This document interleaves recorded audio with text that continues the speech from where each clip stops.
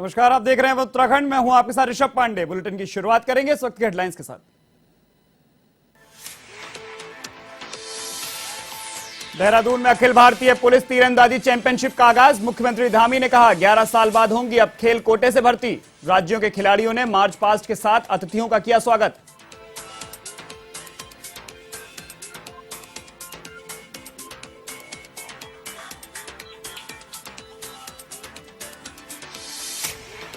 दिल्ली दौरे के दौरान मुख्यमंत्री धामी की प्रधानमंत्री मोदी से मुलाकात। राज्य के विषय में की गई वार्ता को मीडिया से किया साझा। 44 जल विद्युत परियोजनाओं की मंजूरी के दखल की मांग, तो मायावती आश्रम के आने के लिए भी किया आमंत्रित।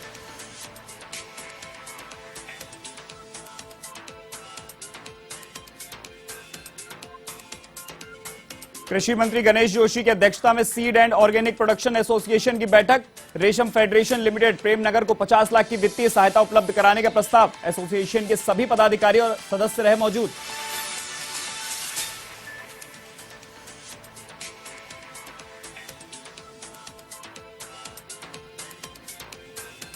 लैंसडाउन से भाजपा विधायक महंत दिलीप रावत का वीडियो वायरल। विधायक लगा रहे अधिकारियों को जमकर फटकार, तो कांग्रेस ने विधायक के आचरण को ठहराया गलत।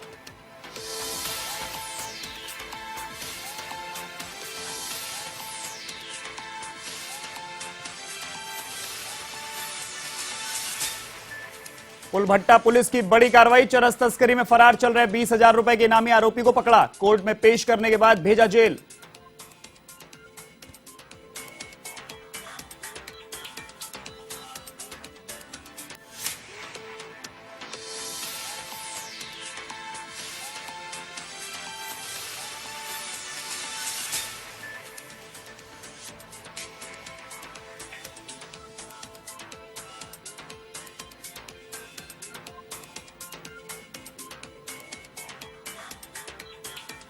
अब खबरें विस्तार से।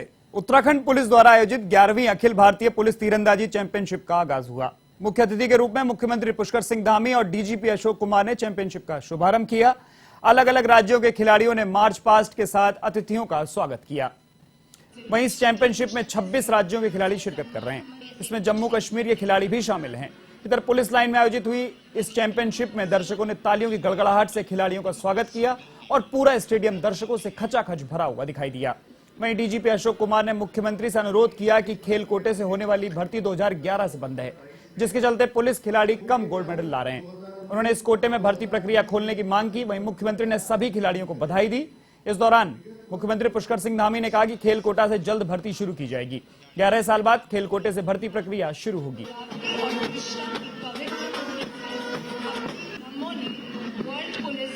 गोल्ड हासिल किया की टीम छत्तीसगढ़ सम्मान मंच से गुजरते हुए अगला क्रम हम सबसे पहले तो क्योंकि तीरंदाजी प्रतियोगिता द्रोण की नगरी देहरादून में आयोजित हो रही है, इसमें पूरे देश भर से पधारे सभी पुलिस के जवान खिलाड़ी सबका मैं यहाँ पर उत्तराखंड देवभूमि पधारने पर सबका हार्दिक स्वागत करता हूँ, अभिनंदन करता हूँ।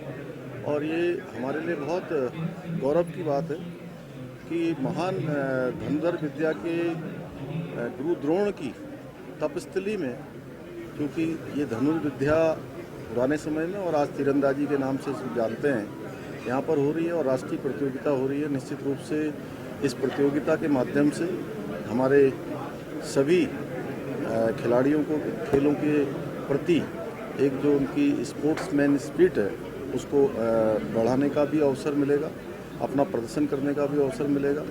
और आज खेलों के क्षेत्र में हमारा राज्य भी तेजी से आगे बढ़ रहा है। हम नई खेल नीति भी लेकर आए हैं।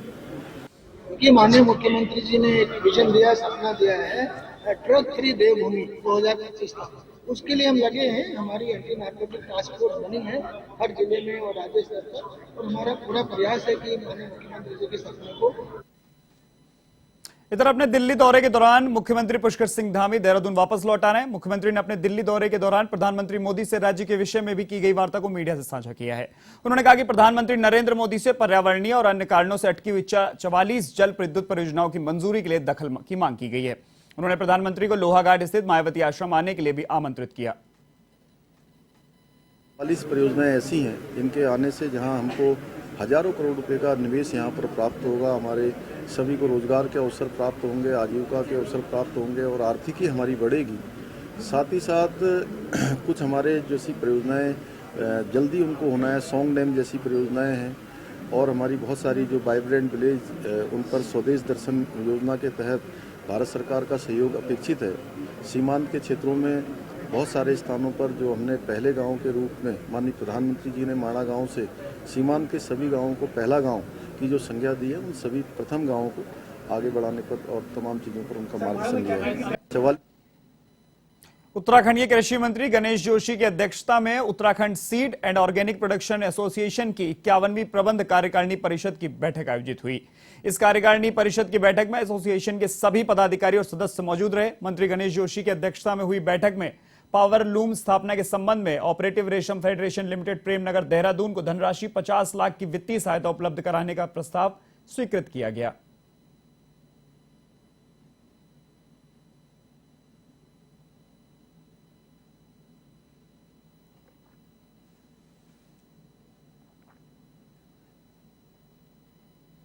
कोटद्वार के लैंसडाउन से भाजपा विधायक महंत दिलीप रावत के वायरल वीडियो को उन्होंने जायज बताया है। दरअसल पिछले हफ्ते धुमाकोट में आयोजित बहुउद्देशीय शिविर के दौरान विधायक ने अधिकारियों को जमकर फटकार लगाई थी। इसके बाद कांग्रेस ने विधायक महंत दिलीप रावत के आचरण को गलत ठहराया था। वहीं विधायक महंत दिलीप रावत ने अपनी सफाई देकर इसे सही बताया है। मैंने बोल भी दिया डीएम को, बड़ा छोड़ के भाग जाओ तुम लोगों को, लोग तुम्हारे चक्कर काटते रहे, ढूंढते रहेंगे। अरे खाना खा गए, जनता भी तो खाना खा रही है यार, क्या बात कर रहे हैं यहाँ पे। देखिए, ये हमारा रूटीन काम है। अगर कोई अधिकारी काम नहीं करेगा तो उसको सीध करना और उसको निर्देशित करना हमारा कर्तव्य है और हमारा यही इसी कारण वो हमारा वहाँ पर कुछ लापरवाही अधिकारियों से हुई थी और इसीलिए उनको निर्देशित किया गया। भाजपा के प्रदेश प्रवक्ता सुरेश जोशी ने कांग्रेस में गुटबाजी को लेकर कहा कि यह कांग्रेस की कोई नई परंपरा नहीं है। उन्होंने कहा कि यह तो कांग्रेस का चरित्र है और एक दूसरे को नीचा दिखाना, एक दूसरे के ऊपर कीचड़ उछालना ही कांग्रेस की परंपरा है।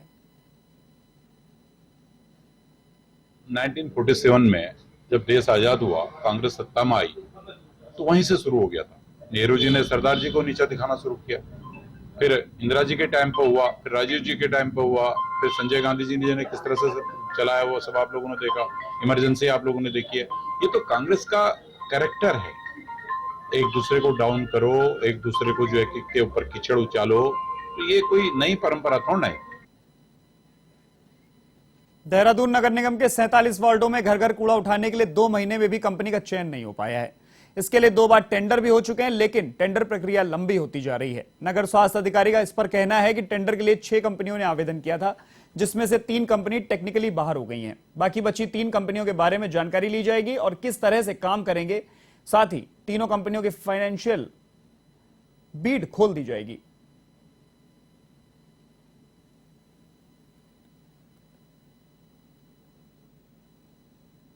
जो लेटेस्ट है हमारे पास है, तो कहने के लिए यही है कि 6 में से 3 लोग जो हैं टेक्निकली जो है बाहर हो गए थे, जिसमें से बाकी जो बचे हुए 3 हैं उनका भी जो है हमारा एवेल्युएशन चल रहा है, जिसमें उन लोगों के जो है हम लोग प्रेजेंटेशन देख रहे हैं और उनकी जो किस मेथोडोलॉजी में वो लोग करेंगे कार्य आगे संपादन, उसके क्रम में जो है उनके फिर आगे जाके खोला जाएगा।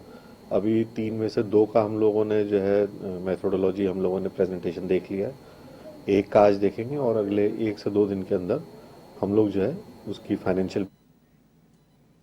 पौड़ी के नैनी डांडा ब्लॉक से 2 छात्र आयुष ध्यानी और अमर सुंदरियाल का नाम इस बार राष्ट्रीय वीरता पुरस्कार के लिए भेजा गया है। दोनों राजकीय कन्या उच्च माध्यमिक विद्यालय में 9वीं कक्षा के छात्र हैं। दोनों छात्रों ने फायर सीजन के दौरान अपने स्कूल के पास फैलती आग को बुझाने में अपनी जान की परवाह नहीं की। ऐसे में उनके साहस को देखते हुए दोनों के नाम राष्ट्रीय वीरता पुरस्कार के लिए भेजे गए हैं। वहीं गढ़वाल मंडल के अपर निदेशक माध्यमिक शिक्षा महावीर बिष्ट ने बताया कि दोनों छात्रों को उन्होंने फोन पर बधाई दी है। तो ये दौड़े चले आए और मेरे निर्देशों के अनुसार हम उनके आभारी रहेंगे। Thank you. प्रेरित करती है, उनका आभार हम प्रकट करते हैं। धन्यवाद।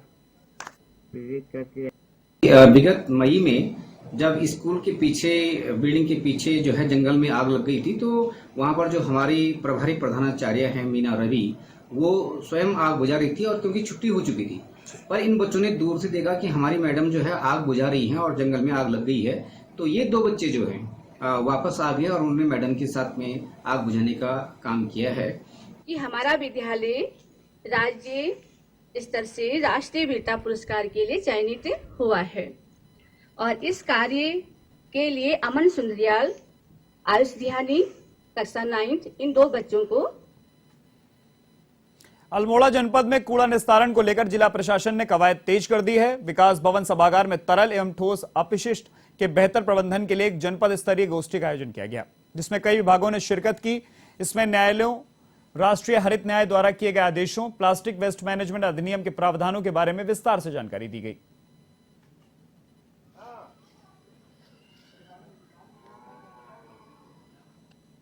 है कि इस समय डेंगू बहुत चरम सीमा पर है और बच्चे भी काफी इसके शिकार हो रहे हैं, मगर नगरपालिका इसका कोई भी संज्ञान नहीं ले पा रही है और लगातार कूड़े की स्थिति बढ़ने पर है।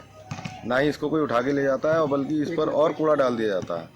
देख रहा हूँ 5 साल से शिकायत कर रहा हूँ, डंपी से शिकायत कर रही, जो इस मोहल्ले का वार्ड नंबर 10 का मेंबर है और राशि से मैं कर चुका हूँ। जो इस टाइम चेयरमैन के बाहर से मार रखा जिन्होंने, उनसे भी शिकायत कर चुका हूँ। बोले कि इस महीने बन जाइए, उस महीने बन जाइए, आज तक नहीं बन पा रही है।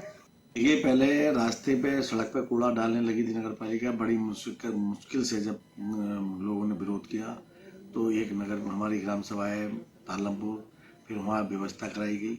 अब इन्होंने एक जमीन ली है लेकिन ट्रेनिंग ग्राउंड नहीं बन पाया है, जो कि हर नगर पालिका में होना चाहिए। मैंने अभी आपको कहा है कि नगर पालिका को कर्मचारी हो, चाहे नगर पालिका के चेयरमैन हो, चाहे ईओ हो, जनता के जो सरोकार मतलब सुविधा की चीज। इधर हरिद्वार में अस्थि विसर्जन के लिए बने पौराणिक सती घाट पर इन दिनों कचरा पसरा हुआ है और नगर निगम और उत्तर प्रदेश सिंचाई विभाग दोनों घाट की अनदेखी कर रहे हैं, जिसके बाद न सिर्फ तीर्थ पुरोहितों ने नाराजगी दी है बल्कि दूर दराज से आने वाले श्रद्धालुओं को भी निराशा हो रही है। आपको बता दें कि उत्तर प्रदेश सिंचाई विभाग के द्वारा हर साल गंगा बंद की जाती है, जिसमें गंग नहर की मरम्मत और सफाई का काम किया जाता है, लेकिन इस बार विभाग ने सफाई नहीं कराई है, जिसके बाद कनखल के सती घाट पर श्रद्धालुओं को अस्थियां विसर्जित करने में परेशानी हो रही है।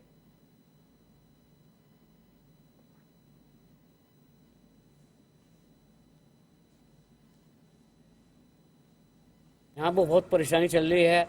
ये सती घाट है, यहाँ से देश विदेश से यात्री आते हैं, रोज पे आते हैं और यहाँ पर वो देख के हमें को कहते हैं और ये सारा काम सरकार का, यहाँ के हमारे डीएम का है। हम इनसे अनुरोध करते हैं कि जल्दी से जल्दी यहाँ की सफाई की कराई जाए और व्यवस्था से कराई जाए। कनखल बहुत प्राचीन जगह है, यहाँ पे जो अस्थि प्रवाह होती आ रही है।